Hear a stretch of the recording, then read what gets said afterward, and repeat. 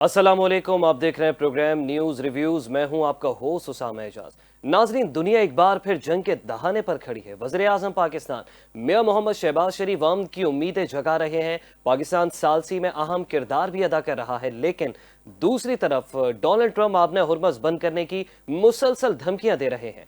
आलमी सियासत एक नाजुक मरहले से गुजर रही है। आपने हुर्मस जो दुनिया की तकरीबन 20% तेल की तरसील का रास्ता है, लेकिन आज एक बार फिर तनाज़े का मरकज बन चुका है। शहबाज शरीफ का कहना है कि पाकिस्तान, अमरीका और ईरान के दरमियान मुज़ाकरात में मुस्बत पेशरफ्त के लिए पुरुमीद है, यानी सफारतकारी के दरवाजे अभी भी बंद नहीं हुए। लेकिन दूसरी तरफ डोनाल्ड ट्रंप की जानिब से आपने हुर्मस की नाकाबंदी का इंदिया देना आलमी मईशत के लिए एक बहुत बड़ा खतरा तस्वुर किया जा रहा है। जबकि ईरानी पासदारान इनकलाब ने अमरीकी बहरी सरगर्मियों पर सख्त रद्द अमल देते हुए वार्निंग जारी की है, जो खित्ते में कशीदगी बढ़ने का वाहिद इशारा है। जबकि उधर चीन ने खुलकर इस पॉलिसी की भी मुखालफत कर दी है, जिससे मामला सिर्फ दो ममालिक तक महदूद नहीं रहा, बल्कि आलमी ताकतों की सफबंदी बनती भी नजर आ रही है। और इसी दौरान मसीहों के रूहानी पेशवा पॉप लियो ने जंग के खिलाफ आवाज उठाते हुए आलमी जमीर को झंझोड़ने की भी कोशिश की है। ये महज बयानात नहीं, ये वो हकाइक हैं जो बता रहे हैं कि दुनिया एक बड़े फैसला कुन मरहले में दाखिल हो चुकी है, जहां एक तरफ सिफारतकारी है तो दूसरी तरफ तसादुम बढ़ने का भी खदशा जाहिर किया जा रहा है। इसी पर गुफ्तगू कर लेते हैं। इस वक्त हमारे मौजूद मेहमानों ने हमें प्रोग्राम में ज्वाइन कर लिया है। हमारे साथ सबसे पहले मौजूद है आप खालिक हैं, पाकिस्तान के आइन के और चेयरमैन हैं ऑल पाकिस्तान मुस्लिम लीग के, साहिबजादा अहमद रजा खान कसूरी साहब। आपको शो में खुश आमदीद कहूंगा सर। Thank you. साथ ही साथ माहिर बैनुल अक़वामी उमूर और मुनव्वर मिर्ज़ा साहब भी हमारे साथ मौजूद हैं, और तज़ियाकार जावेद सिद्दीकी साहब भी हमारे साथ मौजूद हैं। आप दोनों मेहमानों को भी मैं खुश आमदीद कहूँगा। शुक्रिया जी, बहुत शुक्रिया। कसूरी साहब, आपसे आगाज़ करूँगा। शहबाज शरीफ का दावा है कि पाकिस्तान ने अमरीका और ईरान को एक मेज़ पर बिठाया। सवाल यह है कि इस अमल में पाकिस्तान का अमली किरदार क्या था?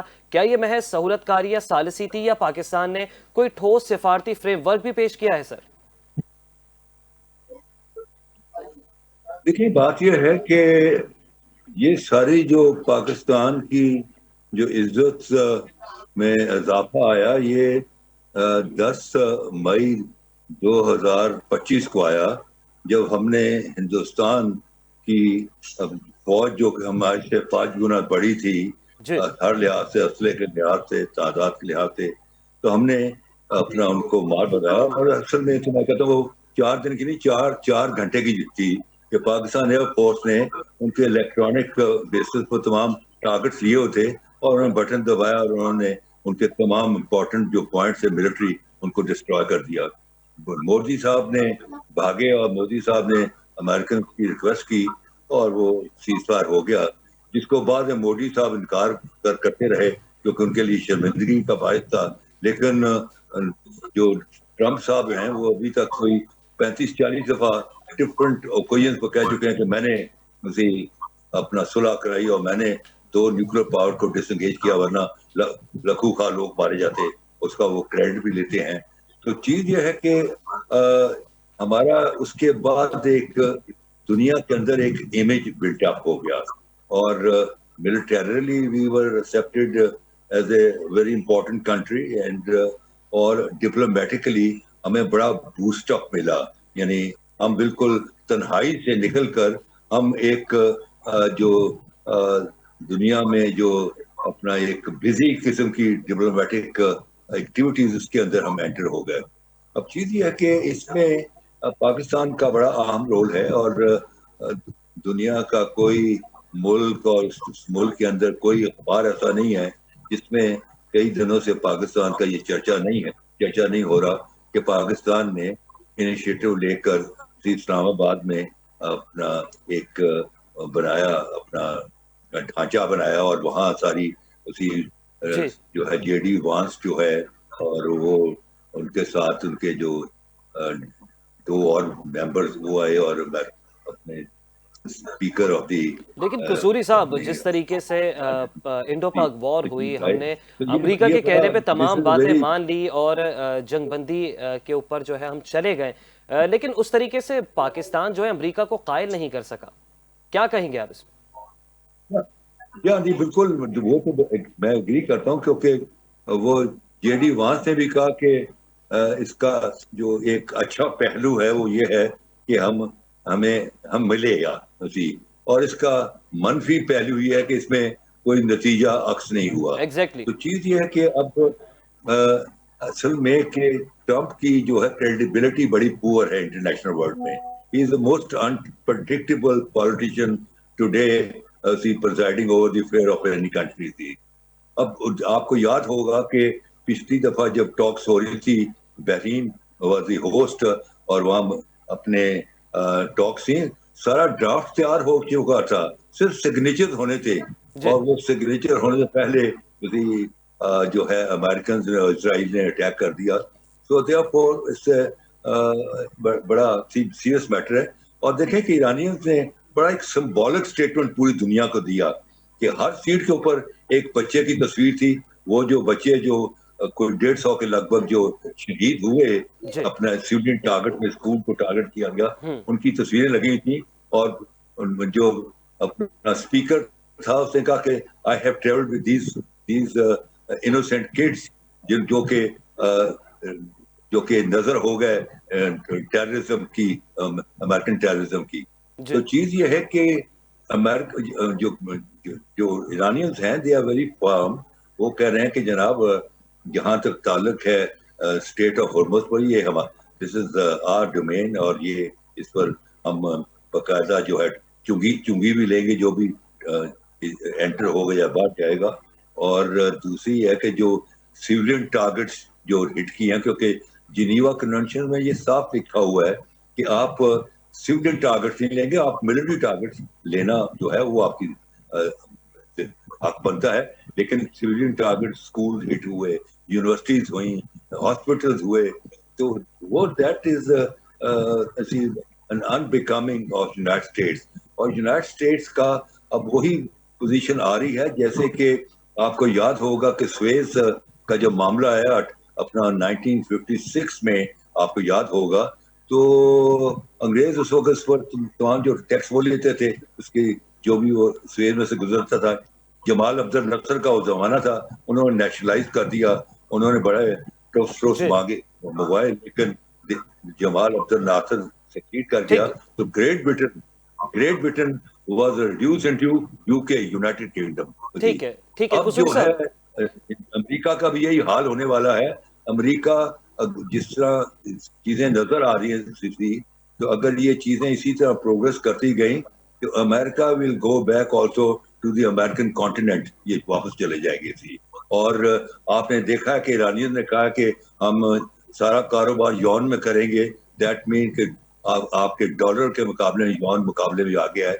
और ये इसने जो अमेरिकन ने कहा कि हमने आके ब्लॉक कर दिया है अपना स्टेट ऑफ हॉर्मस को, लाके हमने अपने एयरक्राफ्ट कैरियर खड़े कर दिए हैं। जी। तो इसका जो इफेक्ट ठीक है पड़ेगा वो कुसूरी पड़ेगा साहब, मैं आता चाइना हूँ, को। मैं आता हूँ इसे। चाइना 2 लाख ठीक पैटर्न है, हुआता है, मैं दोबारा से तो गुफ्तगू की चाइना जानिब को आता हूँ कुसूरी साहब। ऑलरेडी मुनव्वर वेनेजुएला मिर्जा में साहब भी हमारे के साथ 2 लाख मौजूद हैं। जो है कुसूरी डिस्कनेक्ट हो साहब, मैं गया आता हूँ आपकी यहाँ। जानिब। तो इसमें चाइना भी इस वॉर में कूद पड़ेगा। जी कुसूरी साहब। जी कुसूरी साहब, मैं दोबारा आता हूं आपकी जानिब। मुनव्वर मिर्जा साहब, आपसे जानना चाहूंगा, अगर वाकई इस्लामाबाद टॉक्स के जरिए जंगबंदी मुमकिन हुई है तो इसके बुनियादी निकात क्या हैं? क्या ये सिर्फ वक्ती सीज फायर है या इसमें मुस्तकिल अमन की कोई वाज़ेह रोड मैप भी शामिल की गई है? सर उसामा, सबसे पहले तो पाकिस्तानियों को एक बात समझ लेनी चाहिए, हमारा रोल मीडिएटर का सालिस है। और मीडिएटर का कमाल ये होता है, और वो बनता ही इसलिए है कि उसे जितनी पार्टीज होती हैं ना इन्वॉल्व इन द कॉन्फ्लिक्ट, उनका एतमाद हासिल होता है। तो वो किसी का फाइट भी नहीं लेती हैं। वो किस तरफ होती हैं? वो अमन की तरफ होती हैं। अगर वो मुआहदा किसी खास बात के लिए है तो वो उसकी तरफ होती हैं। पाकिस्तान ने अमेरिका का एतमाद जीता, तो ये अमेरिका का शुक्रिया। चाहे डोनाल्ड ट्रंप कुछ भी करते हो अपने यहाँ, या कोई भी कोई पॉलिसी करते हैं, वो आप इससे बाहर क्रिटिसाइज कर सकते हैं। लेकिन जब आप सालिस का रोल अदा कर रहे हैं तो आप अमेरिका को ये कहते हैं हम आपकी बात जो है वो ईरान तक पहुंचाए। इसी तरह ईरान कुछ भी करता रहा हो 40 साल तक, बहुत सारे लोगों को उसके ऊपर भी तनकीद और बहुत सारी शिकायत है, तो लेकिन ईरान का एतमाद हमें हो। उससे तीसरा फरीक भी एक शामिल है इसमें, सिर्फ ईरान और अमेरिका नहीं है, जी। अरब कंट्रीज हैं जो कि बहुत पावरफुल मुस्लिम दुनिया के अंदर सबसे अमीर अरब कंट्रीज है। एक तेल उन्हीं के पास है असल में। ईरान अब 7वें नंबर पर है, रूस जो है वो अब तीसरे नंबर पे, अमेरिका नंबर 1 है तेल पैदा करने में। ये हकीकतें हैं नहीं है उसामा, आप मुझे बताइए। अच्छा, तो अरब कंट्रीज का एतमाद भी हमारे को हासिल है, बहुत जबरदस्त एतमाद हमारे को हासिल है अरब कंट्रीज का भी। चौथी चीज, दुनिया हमें समझती है कि हम एक न्यूट्रल वो हैं, ना हम इस तरफ जाना पसंद करेंगे ना हम उस तरफ जाना पसंद करेंगे। ठीक है। तो हमें इससे कोई दिलचस्पी नहीं है कि चाइना क्या कहता है, रशिया क्या कहता है या दूसरा। हमें तो सालिसी करवाना है अमन की खातिर किसके दरमियान, अमेरिका और ईरान के दरमियान, जिसके अंदर हम एक बड़ी कामयाबी हमारी ये हुई है कि हमने फॉर द फर्स्ट टाइम एक हिस्टोरिक इवेंट है कि हमने 40 साल में उनकी हाई लेवल की जो वो थी उनको बिठा लिया, कई पॉइंट में एग्रीमेंट करवा लिया। पाकिस्तान का यही काम है। अच्छा, दूसरी बात मैं आपको एक और बात बता दूं, हमारे यहाँ मीडिया ने, माहिरीन ने और जो तजियाकार और दूसरे अहले दानिश हैं, उन्होंने इतने ज्यादा होप बिल्ड कर दिए विदाउट अंडरस्टैंडिंग के इंटरनेशनल डिप्लोमेसी में एक वायदा होने के अंदर 2-2, 3-3 साल लगते। मैं एक मिसाल देता हूँ, हसन रूहानी साहब जो ईरानी प्रेसिडेंट थे 2013 में इलेक्ट हुए और इसी बात पे इलेक्ट हुए थे कि वो वेस्टर्न कंट्रीज के साथ न्यूक्लियर डील करेंगे। 2 साल लगे, 31 जून 2015 को वो न्यूक्लियर डील हुआ था। इसी तरह किसी दुनिया के आप मुआहदे को देख लें, एक दिन में थोड़ी होता है वो। पाकिस्तान की बड़ी कामयाबी ये है, let us be happy about it, कि ऑल द वर्ल्ड, क्या हम अपना रोल ये खत्म करना चाहते हैं? तो ये साइड लेकर फिर कौन हमारे को देगा मौका के सिफारिश? वो तो कहेंगे नहीं जी ये तो फलाने के साथ है, ये उसकी बातें करते हैं। तो हमें एहतियात से काम लेना चाहिए, अपने अल्फाज के अंदर हमारे अपने ख्यालात कुछ भी हो वो आपस में हमें कर लेना चाहिए। लेकिन जब मुझे पूरा यकीन है कि जब वज़ीर आज़म और आसिम मुनीर साहब और डार साहब और दूसरे आला हुक्काम ईरान और अमेरिका के दरमियान मुज़ाकरात करा रहे होंगे तो they would have got 100% confidence of that, and that is the real success of Pakistan. Let us be proud of that. All the world wants us to do something. ठीक है मुनव्वर मिर्जा साहब। जावेद सिद्दीकी साहब, आपसे जानना चाहूंगा, दहाइयों पर मुहित ये कशीदगी है इजराइल, ईरान और अमेरिका के दरमियान, क्या 2 हफ्तों की जंगबंदी को एक बहुत बड़ी सिफारती कामयाबी हम करार दे सकते हैं? क्या ये हकीकत पर मबनी है? बिस्मिल्लाहिर्रहमानिर्रहीम। सबसे पहले तो आपका बहुत शुक्रिया, और मैं समझता हूँ कि मैं भी बड़ा खुश नसीब हूँ कि मेरे दोनों ही सीनियर्स बैठे हुए हैं इस वक्त, और उनके साथ जो है वो हमवतन गोश हैं और गुफ्तगू का अंदाज माशाल्लाह बेहतरीन है इनका। देखिए जी, एक तो आपकी आवाज़ इतनी ज़्यादा वाइब्रेट हो रही थी कि मैं शायद सुन नहीं पाया, मगर आपकी बातों का लुब-ए-लुबाब ये लगा कि आपने ये मुझसे पूछा है कि क्या 15 दिन की सफारती 15 दिन के हवाले से जो जंगबंदी हुई है वो कितने हद तक कामयाब हुई है? ऐसे ही है सर? ठीक है। देखिए जी, हुक्मरानों की, कहते हैं कि वो हुक्मरानों की अना में जल रही है ये दुनिया, कि हुक्मरानों की अना में जल रही है ये दुनिया, कि लाशों का बोझ आखिर कब तक उठाएगी ये दुनिया। तो ये जंग बेसिकली तौर पे अना की है, जिद की है, और मैंने पहले भी कहा था कि अमेरिका इस खित्ते का चौधरी बनना चाहता है, और दूसरी तरफ वो ग्रेटर इसराइल आना चाहता है, और तीसरी तरफ जो है भारत, अखंड भारत का जो है वो सिलसिला करना चाहता है। तो ये इंशाल्लाह ना कभी होगा ना हम होने देंगे। दूसरी बात, आपने सफारतकारी के हवाले से बात की, तो मैं समझता हूँ ये वाकई इसमें बहुत बड़ा किरदार है हमारे फील्ड मार्शल साहब का, और अल्लाह उन्हें सेहत और जिंदगी दे। मैं समझता हूँ कि this quality makes to him different from others, ये खुसूसियत उनको, हमारे प्राइम मिनिस्टर को और हमारी सफारती चीजों को दूसरों से मुनफरिद और नुमाया बनाती है। और इसकी मिसाल आप इस तरह ले लें कि आज जो भारत जो हमारे खिलाफ खुल के जो है बुराइयां करता था, आज उस भारत की मिसाल, उस मोदी की मिसाल, उस मोदी की मिसाल ये है कि वो एक चाय की प्याली पिलाने वाले एक प्यून जैसी हो गई है। ये मैं नहीं कहता, ये पूरे खित्ते में, पूरी दुनिया में, और इनके अपने मीडिया के चैनल ये कह रहे हैं। तो ये हमारे लिए एक बेहतरीन सफारती जो है मैं समझता हूँ कामयाबी है। और 15 दिन के लिए जो जंग रुकी है, इससे यकीनन डेफिनेटली ये अभी फाइनल नहीं हुआ है, मगर बात यह कि असल बात तो ये थी कि बिल्ली के गले में घंटी कौन बांधेगा। तो अल्हम्दुलिल्लाह पाकिस्तान ने अपना किरदार बखूबी तौर पे जो है वो अदा किया है और करेगा। और अभी देखिए, अभी तो स्टार्ट है। वो कहते हैं कि it's very difficult to make a decision without knowing all the fact, मगर बात यह है कि कहीं से इब्तदा तो हुई, कहीं से किसी ने बिल्ली के गले में घंटी तो बांधा। जी। ना अमेरिका बैठने को तैयार, ना इसराइल बैठने को तैयार। तो ये पाकिस्तान आज जो लोग पाकिस्तान को बुरा भला कहते थे, आज वो दुनिया जो है, आज पूरे पाकिस्तान को पूरी दुनिया में अल्हम्दुलिल्लाह सबसे सेफेस्ट कंट्री के तौर पे जो लेती है। तो ये हमारी सफारतकारी है। आज ठीक। भी जब जंग स्टार्ट हुई थी तो मुझे याद है एमिरेट्स के तैयारे और दूसरे ममालिक के तैयारे जो यहाँ पे खड़े हुए थे। जी। तो ये हमारी बेहतरीन सफारतकारी है। आप समझे मेरी बात? तो मैं समझता हूं कि ये हमारी बेहतरीन सफारतकारी है। और इंशाअल्लाह जहां हमने इस खित्ते को एक बड़ी जंग से बचाया है, आने वाले वक्तों में अगर मेरे मौला ने चाहा, मेरे रब ने चाहा, तो जी। इंशाअल्लाह दुनिया आहिस्ता आहिस्ता की तरफ चली जाएगी। ठीक है जावेद आप साहब। देखें, ईरान की बहादुरी को मैं सलूट करता हूं कि 47 साल से पाबंदियां लगाने के बावजूद, पूरी दुनिया की पाबंदियां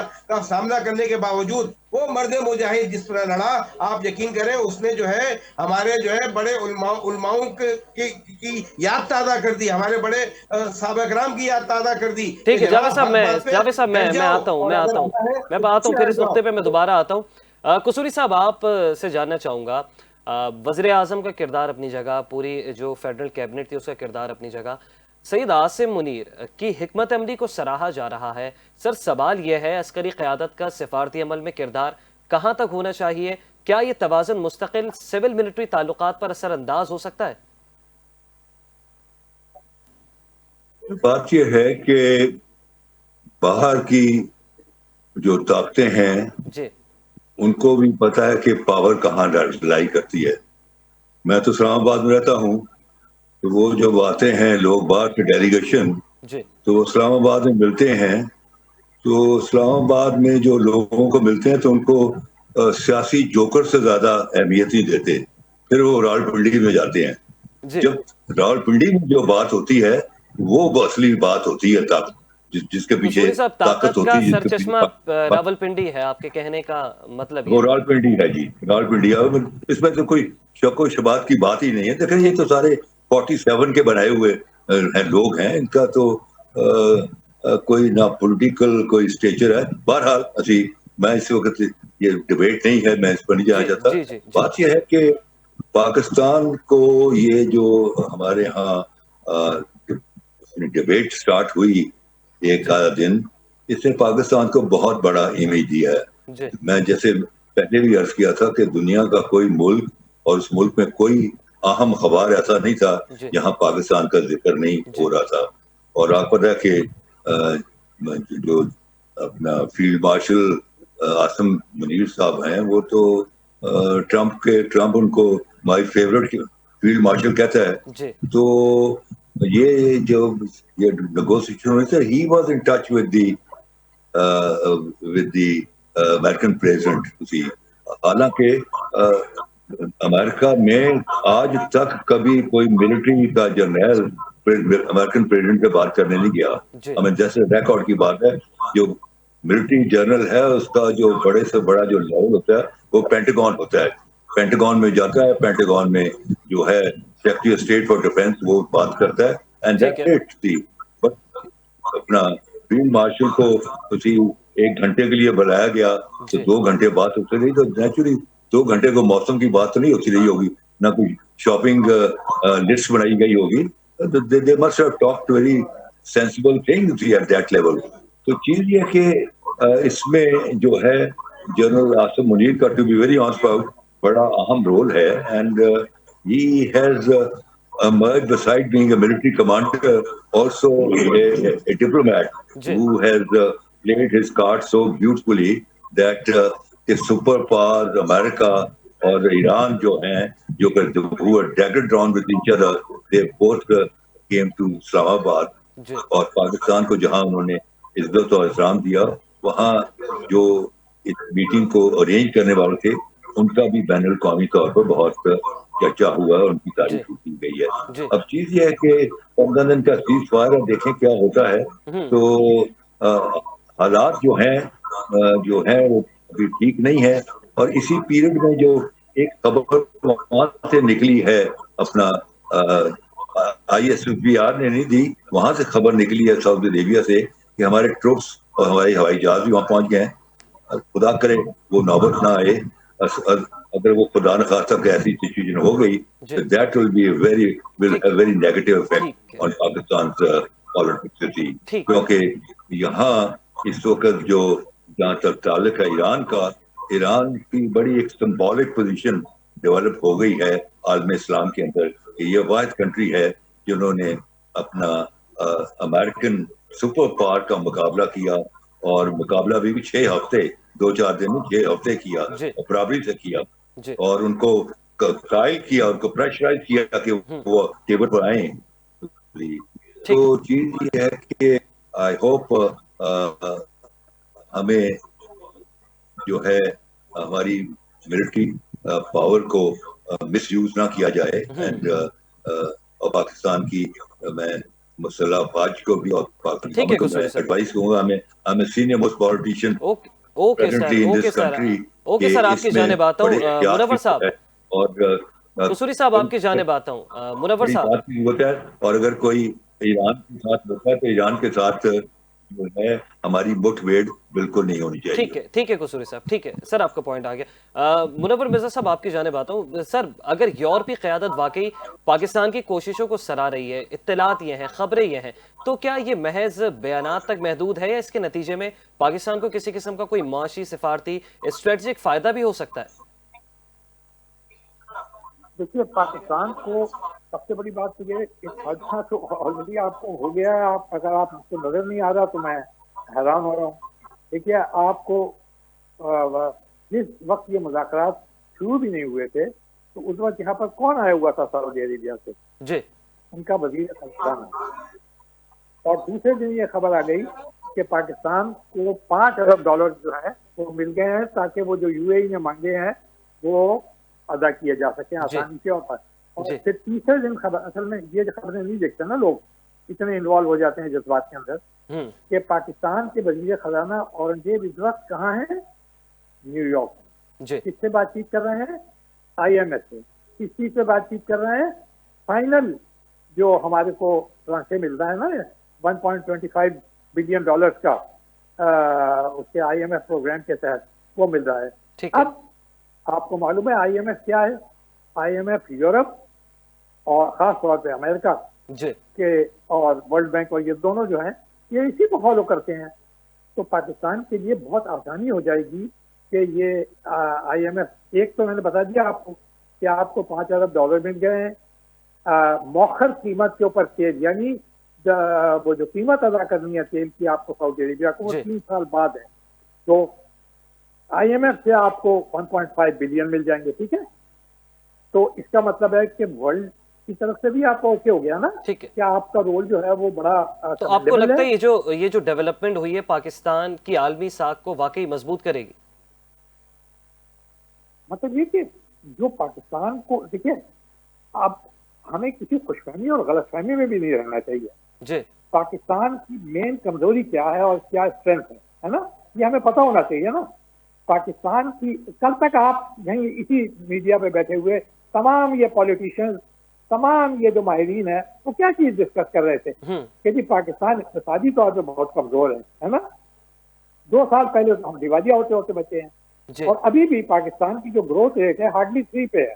ठीक है ना, तो ये कोई बड़ी कमेंडेबल पोजीशन तो नहीं है। एक मुल्क जब तक के माशी तौर पे बहुत मजबूत ना हो तब तक वो इस पोजीशन में वक्त नहीं होता आज की दुनिया के अंदर कि वो अपनी बातें मनवा सके। आप छोटे छोटे मुल्कों को देख लें, उनके जो फॉरेन एक्सचेंज रिजर्व हैं वो किसी के 50 हैं, किसी के 55 हैं, किसी के $100 अरब हैं। तो हमारे कितने हैं ये आपको भी मालूम है। हमारे एक्सपोर्ट की क्या पोजीशन है?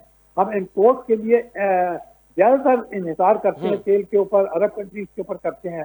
हमारी मैन्युफैक्चरिंग साइड जो है अब बहुत मुश्किल इस हुकूमत की कोशिशों की वजह से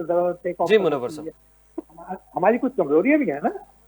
हमने बहुत अच्छा रोल प्ले किया है और इसका हमें जवाब भी मिल गया है दुनिया की तरफ से। आपने यूरोप का सवाल किया जी, तो यूरोप के साथ पाकिस्तान के ताल्लुकात नॉर्मल हैं और अच्छे हैं, इसलिए कि अभी पाकिस्तान को GSP+ जो था ना, यानी बगैर टैक्स के अपना एक्सपोर्ट करना, वो 6 महीने पहले ही पाकिस्तान को उन्होंने ओके कर दिया था, अमेरिका ने भी कर दिया है कि बगैर टैक्स के आप भेज सकते हैं। तो यही वो चीजें हैं जो आपको, अगर आप ये एक्सपेक्ट कर रहे हैं कि कोई मुफ्त के अंदर आपके ऊपर कोई डॉलरों की अच्छा बारिश मुनव्वर कर साहब, दे, एक मेरा सवाल और था कि चीन और अमेरिका के दरमियान जो है वो सरजंग बढ़ती जा रही है। पाकिस्तान तवाज़ुन बरकरार रख पाएगा या किसी एक कैम्प का वो हिस्सा बनने पर मजबूर हो जाएगा?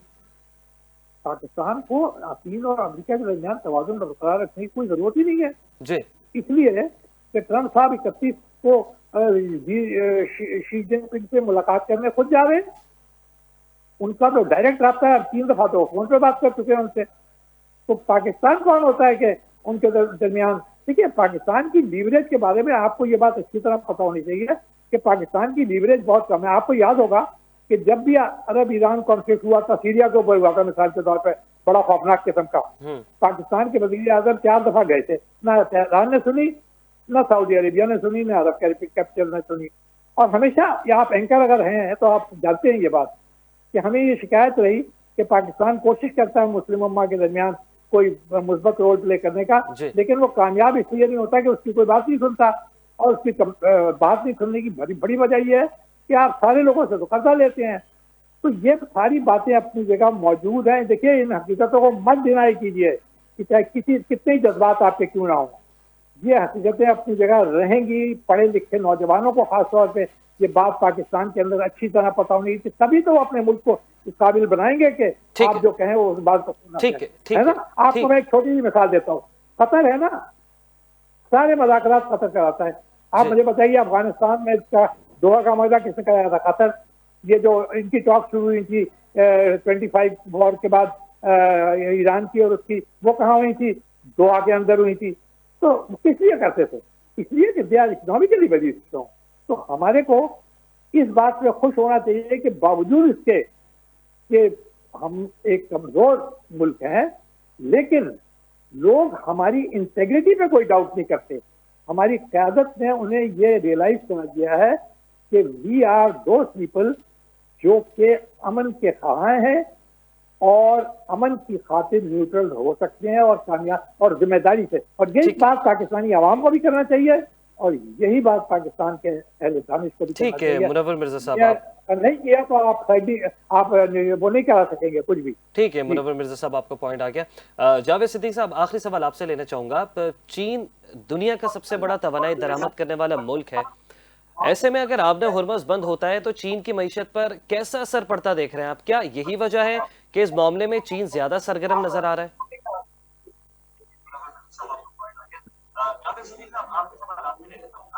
जी जावेद साहब। ऐसे में अगर आपने हुर्मुज़ बंद होता है तो चीन पर कैसा असर पड़ता देख रहे हैं आप? क्या यही वजह है कि मामले में चीन ज्यादा सरगर्म नजर आ रहा है? देखिए, चीन के अपने मफादात हैं, ठीक है, और देखिए चीन के अपने मफादात हैं और चीन जो है वो यकीनन उसकी भी कोशिश यही है कि ये चीजें आपने खुल जाए, ठीक है। उसकी वजह ये है कि जब चीजें हमेशा आपके पास चीजें नहीं होंगी, ऑयल नहीं होगा, तो आप हैंड टू माउथ हो जाएंगे। आखिर कब तक? देखिए, वो कहते हैं ना, खजाना चाहे कानून का ही क्यों ना हो तो वो भी खत्म हो जाता है, तो तेल कितना स्टॉक कर लेगा? तो एक हर चीज की एक लिमिट है। तो जंग बंदी बंद होनी चाहिए। तो इसमें चीन का हमसे कहीं ज्यादा इंटरेस्ट है और रहेगा। ना सिर्फ चीन बल्कि इस वक्त पूरे खित्ते का इंटरेस्ट ये है कि आबनाए हुर्मुज़ खुले, मगर उन कवायद और कानून के तहत खुले जो कि एक तरीकाकार है। दूसरी बात, अभी मैं बात सुन रहा, थोड़ी सी मैंने बात, आज बहुत ज्यादा डिस्ट्रैक्शन है मेरी लाइन में जिसकी मैं सुन नहीं पा रहा हूँ। तो मुनव्वर साहब ने कहा कि जी हम बहुत कमजोर हैं। बिल्कुल जी, हम कमजोर हैं, माली तौर पे बहुत कमजोर हैं। मगर मुनव्वर साहब, मैं आपसे इतनी दरखास्त करूंगा, आप मेरे बड़े हैं, कि देखें जी, बात ये है जंगे जो है ना वो हौसलों से लड़ी जाती है। हम माली तौर पे तो इतने मुस्तहकम नहीं है, मगर हमारे पास जो जज्बा ईमान की कुव्वत है वो अल्हम्दुलिल्लाह, हमने अगर माजी के भी हम औराकों में झांक कर देखें तो हमने जो है जंगे सिर्फ और सिर्फ अपने हौसलों की बुनियाद पे जो है लड़ी है। और जो कौमें अपनी अफवाज के साथ खड़ी होती हैं वो जंगे कभी हारते नहीं है। ये माजी का हिस्सा भी था और इंशाअल्लाह अगर वक्त पड़ा तो आने वाले वक्तों में भी ये बात साबित कर देंगे। और रही बात, फिर दोबारा मैं इस पे आ जाता हूँ कि जनाब इंशाल्लाह ये इसको खत्म होना चाहिए। और बात यह कि जंग इस वक्त तक खत्म नहीं होगी, उसकी वजह यह है कि मैंने एक बात पहले भी कही थी और अब भी ये बात कह रहा हूं कि ये यहूद और निसारा कुरान में इरशाद है कि तुम्हारे दोस्त नहीं है, ये धोखेबाज हैं, ये फ्रॉड है। आप खुदा के वास्ते पाकिस्तान को अपनी यूएनओ बनानी चाहिए, ठीक मुस्लिम है, ममालिक को ठीक है, अपनी ठीक है यूएनओ जावेद साहब, बनानी चाहिए। ठीक है जावेद और साहब, उसके ऊपर आप डट के आपका फैसले पॉइंट आ करने गया चाहिए जावेद साहब। जनाब। ये ट्रम्प हमारा कोई फादर नहीं लगा हुआ है कि जी वहां से वो हमें कभी कुछ कहे कभी कुछ कहे। तो जनाब बात ये है, ये पागल आदमी है, ये साइकोलॉजी बीमार है, इसको जो है ये अकल के होश नहीं है। ये करने के बाद सोचेगा कि क्या होता है। और ऊपर से इसकी जो पुष्प बनाई है इस्राइल और अमेरिका, ये दोनों पीछे से एक है। ये एक सिक्के के दो रुख हैं, कभी ये एक को आगे कर देते हैं, कभी एक को पीछे कर देते हैं, कभी ठीक एक है, ठंडा ठीक है, करता है ठीक और है, कभी एक गर्म ठीक है करता जावेद है सिद्दीकी जनाब। साहब, तो ये प्रोग्राम का वक्त पाकिस्तानी अपने को इख्तिताम के इतनी जाने बेवकूफ पहुंचा। नहीं है, बहुत शुक्रिया ये दुनिया जावेद इतनी सिद्दीकी साहब, आपने बेवकूफ अपना नहीं नुक्ता है। नज़र बयान थोड़ा किया। साहिबजादा अहमद रज़ा कसूरी साहब, आपका भी बहुत शुक्रिया कि आपने अपना पॉइंट बताया, और मुनव्वर मिर्ज़ा साहब आपका बेहद शुक्रिया। नाजरीन, शहबाज शरीफ की कोशिशें, पाकिस्तान का किरदार, आलमी ताकतों की चालें, डोनाल्ड ट्रंप के फैसले और का रद्द-ए-अमल, आपने हुर्मस की अहमियत, क्या ये सब आने वाले दिनों का रुख तय करेंगे? सवाल अब भी वही है, क्या दुनिया अक्ल से फैसला करेगी या ताकत का खेल सब पर फिर से भारी पड़ेगा? अगले प्रोग्राम तक के लिए इजाज़त दीजिएगा। अपना बहुत ख्याल रखें। अल्लाह ने के बाद।